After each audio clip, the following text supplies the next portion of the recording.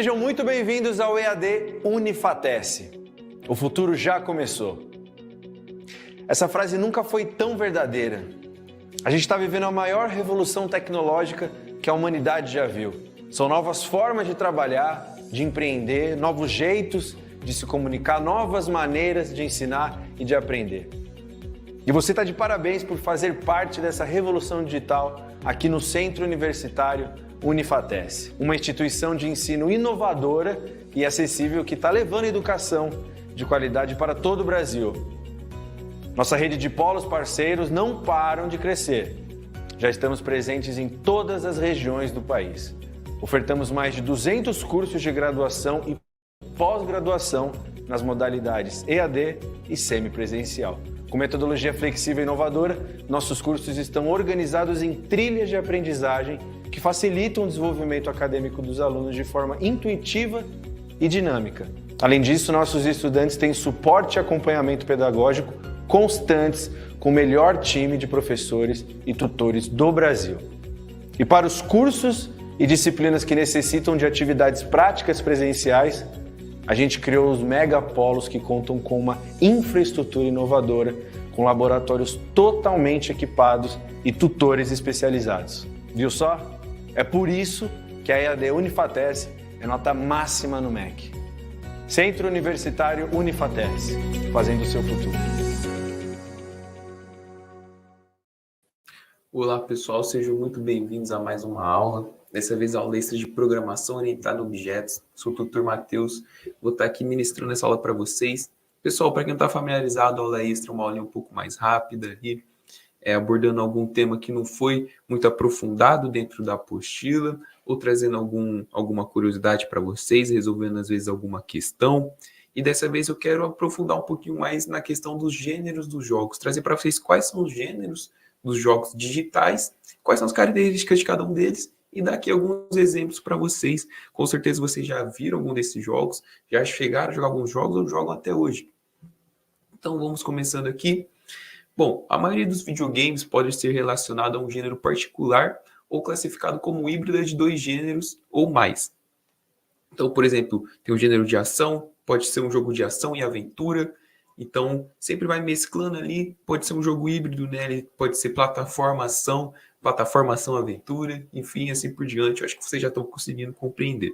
Pessoal, também não se esqueçam de preencher a lista de presença, que ela está disponível na descrição da live e fixada no topo do chat. Vamos continuando aqui. Esses gêneros eles foram aparecendo durante os anos, em geral como um resultado de tentativa e erros, mas mais frequentemente também como uma evolução. Então a gente vê desde os jogos antigos lá, quando tinha o Pong do arcade, né, que era só com as duas barrinhas e que uma bolinha batendo na outra, a gente poderia considerar que lá é um gênero de esporte, e você vê que ele foi evoluindo tanto que hoje a gente tem milhares de jogos sobre esporte com gráficos incríveis. Então o primeiro gênero seria o gênero de aventura, ele é um dos mais antigos e diversificados, abrangendo diversos tipos de jogos que envolvem exploração, resolução de enigmas e narrativas envolventes. Alguns exemplos são Uncharted e Prince of Persia. Também temos jogos de ação, que é um dos mais populares e abrange uma variedade ampla de subgêneros, como jogos de tiro em primeira pessoa, jogos de luta, jogos de plataforma. Então, como a gente falou, é aquela questão dos jogos híbridos, né? Quando é jogo de luta, provavelmente, né, quase 100% das vezes vai ter ação. Então, ele pode ser ação, luta, e já vira ali um jogo com gêneros híbridos. Então, o jogo de ação geralmente enfatiza a habilidade e rapidez do jogador em reagir a situações de perigo, como combate ou perseguições. Entre os principais jogos de ação, temos ali exemplos também de GTA e God of War. GTA sempre teve ação, né? Começou com um jogo de um ladrão de carros, depois já vai roubando banco, então tem sempre uma ação. God of War, quem conhece ali, o Kratos ele acaba virando ali o deus da guerra, então obviamente sempre tem muita ação, ele sai matando os deuses, né? No primeiro jogo ele já mata um deus, aí vai para o segundo, terceiro, enfim, vai continuando a matança dele, então é sempre uma ação, até que no último jogo ali, quem viu, ele acaba virando um deus benevolente. Também temos ali um gênero híbrido ali de ação e aventura, esse gênero se aproxima muito da aventura, porém incorpora a ação. O primeiro sucesso desse gênero é The Legend of Zelda da Nintendo, clássico também, acredito que muita gente deve ter jogado, o Ocarina of Time, depois veio o Breath of the Wild, tem também o mais recente, que eu acabei esquecendo o nome, me fugiu o nome da cabeça, Temos também um outro gênero que seria um gênero de plataforma. Esse também é muito famoso, né? Os jogos originais de plataforma envolviam os personagens correndo e pulando em um jogo com visão lateral. Então seria aquela visão 2D dos jogos. Embora a definição tenha sido expandida para os jogos 3D, o gênero ainda é bem fiel às suas raízes. Alguns dos jogos de plataforma mais famosos foram Super Mario Bros., Sonic the Hedgehog e Pitfall. Quem lembra, o Mario começou, né? O Mario e o Sonic começaram no 2D, depois eles foram evoluindo para o 3D, né? Às vezes eles fazem um remasterizado dos jogos 2D deles. E o Pitfall também clássico, jogo antigo ali, pulava árvore, dava chicotada em cobra, enfim, assim por diante, era quase um Beto Carreiro da vida. Então, ali trouxe aqui para vocês um exemplo de um jogo de ação-aventura que seria o The Legend of Zelda Breath of the Wild.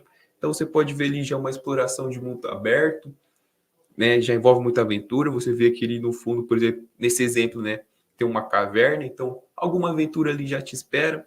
Também ali uma ação, né? Os bichos vindo para cima ali do Link para ter aquele combate, né? O Link seria o personagem ali que tá na tela, né? Centralizado na tela. E outro exemplo aqui, o Super Mario Bros., o jogo de plataforma.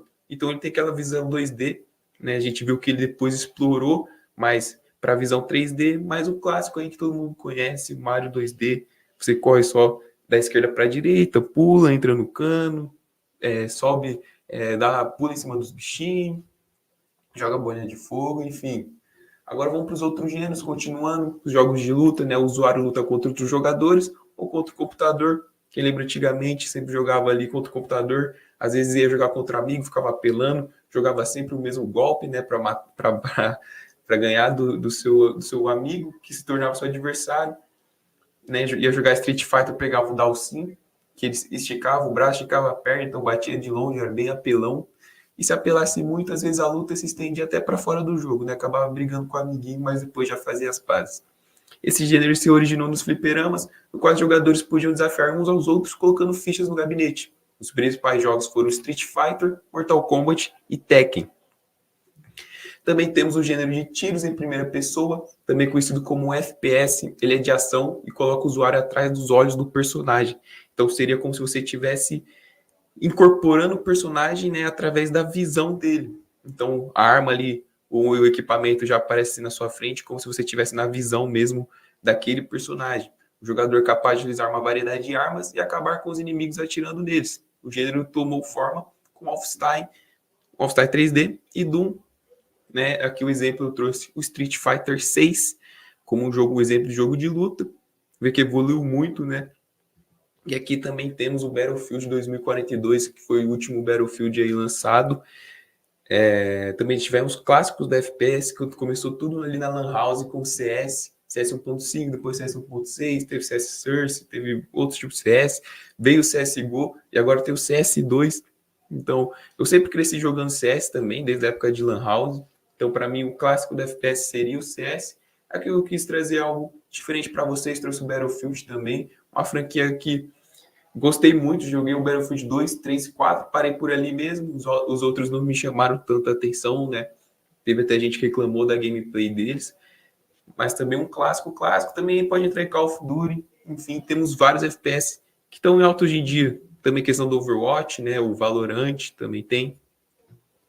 Continuando aqui, temos o gênero de estratégia em tempo real, ou RTS. Um RTS típico, a meta é coletar recursos, construir exército, controlar suas unidades para atacar o inimigo. A ação tem ritmo rápido e, por causa do jogo contínuo, decisões estratégicas devem ser feitas rapidamente. Algumas das referências são Age of Empires e StarCraft, clássicos também, StarCraft muito jogado até hoje, considerado também um dos jogos mais difíceis para você se masterizar, né?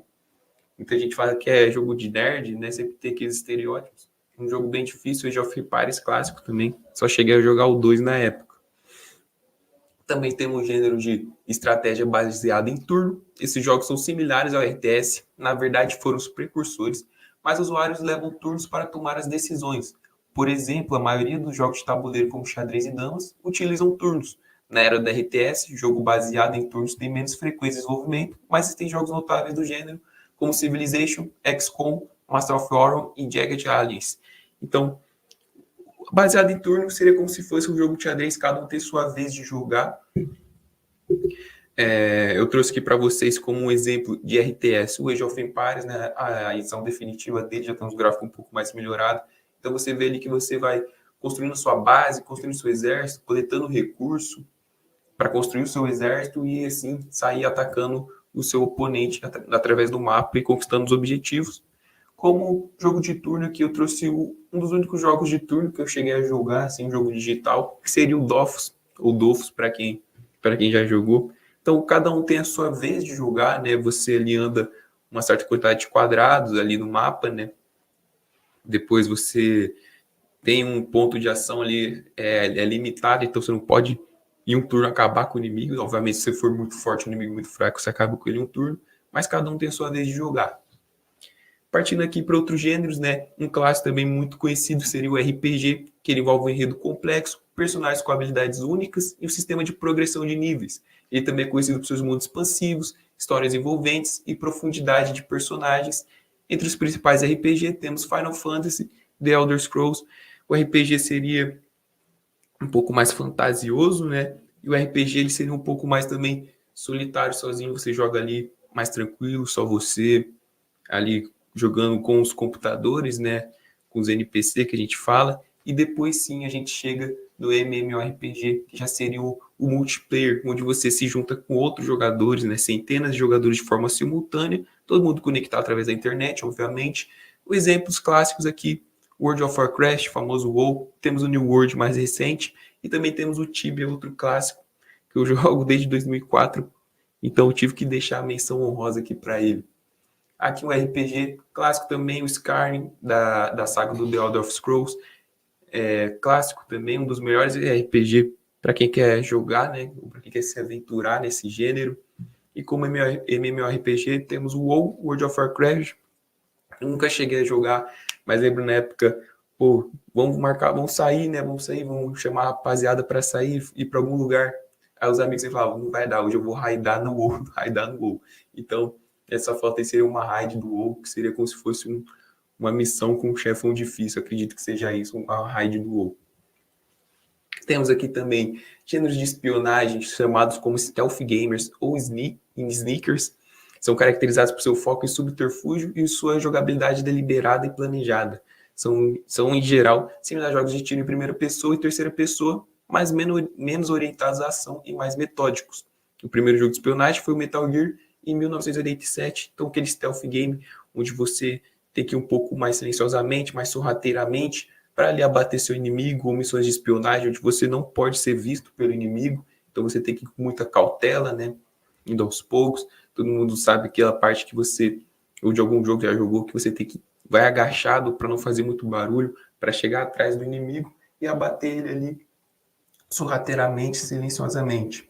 Temos também o gênero de horror sobrevivência, que é um gênero que coloca o jogador em situações de perigo e terror, em um ambiente hostil, geralmente com recursos limitados, algo mais pós-apocalíptico, ou acontecendo ali algum apocalipse, algo muito terrível na Terra, na humanidade, que deixa ali com os recursos limitados, um ambiente bem hostil e um pouquinho de terror. Então o objetivo principal é sobreviver aos perigos e ameaças que se apresentam durante o jogo, enquanto se tenta desvendar os mistérios do enredo.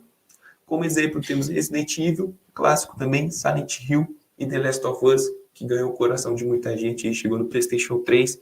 Depois veio o The Last of Us 2, que não agradou muito. Tem a série que agradou muita gente também. Aqui como exemplo de jogo de stealth game, né, espionagem, Metal Gear Solid, então você vê que o inimigo ali ele não está olhando para você, então o personagem fica um pouquinho mais escondido e vai sorrateiramente ali abater ele. O exemplo de horror sobrevivência, eu trouxe um clássico, Left 4 Dead 2, ali, jogo de zumbi, né, um apocalipse zumbi, você tem que ir sobrevivendo e completando as missões nos mapas, né, e seguir de um ponto para o outro. Aqui temos os gêneros de simulação, né, que ele tenta replicar de maneira mais ou menos fiel a experiência de gerenciar ou controlar algo da vida real. Esses jogos podem variar desde simulação de cidades, empresas, parques temáticos, aviões, fazendas e até mesmo experiências de vida, como criar um personagem e gerenciar a sua vida cotidiana. Temos como referência The Sims, SimCity, Euro Truck Simulator, então aqueles simuladores da vida real, né, que às vezes você acaba até incorporando um pouco mais esse jogo. The Sims, eu lembro que na época as expansões eram muito caras, então a gente se contentava com o Rabu Hotel, quem lembra, né? Então também temos jogos de corrida que envolvem competição por veículos, desde carros até motocicletas. Esse gênero é um pouco diferente dos outros que tentam recriar da melhor maneira possível uma ideia, né, do mundo real. Então ele foge um pouco da simulação e traz mais para aquela coisa arcade, né? Um pouquinho mais fora da realidade, para que gere aquela competitividade na corrida, para que você se sinta melhor jogando ali o jogo de corrida sem se preocupar tanto com questões muito, muito reais dentro do jogo. Então, o primeiro jogo de sucesso foi o Pole Position, da Atari. Atualmente famoso, a gente tem o Need for Speed, um clássico também, explodiu na época do PlayStation 2, Forza Horizon, né, a extensão do Forza. Também temos o Mario Kart. Então, ali, jogo de simulação, trouxe uma fotinha do The Sims 4, você simula ali uma vida, acho que você pode construir sua casa, ter sua família, ter seu emprego, enfim. E aqui, como jogo de corrida, trouxe o Mario Kart, muito clássico também, o Mario, um dos principais jogos de corrida de todos os tempos. E por último, mas não menos importante, o gênero de esporte, né? Ele abrange uma quantidade enorme de jogos que simulam uma experiência esportiva, como nos de corrida. Os esportes são, em geral, uma tentativa de recriar interações complexas de esporte real. Alguns sucessos da série, né, foram FIFA, PES e NBA 2K, ou NBA 2K. Sempre teve aquela rixa, né, entre o FIFA e o PES, né, enquanto o FIFA era o PES tentava simular algo um pouco mais real do futebol, um já puxava para algo mais arcade. Então você já conseguia fazer dribles mirabolantes, virar uma bike do nada, virar uma bicicleta, enfim. E aqui na foto eu trouxe o EA FC 24. Para quem não sabe, não é mais FIFA, agora virou EA FC.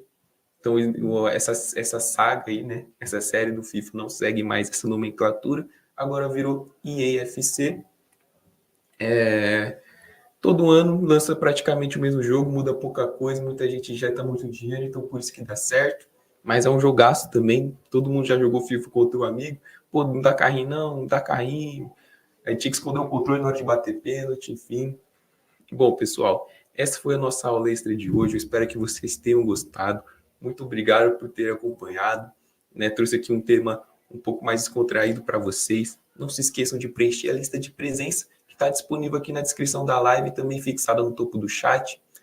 E muito obrigado, pessoal. Tenham um ótimo descanso e até a próxima. Tchau, tchau.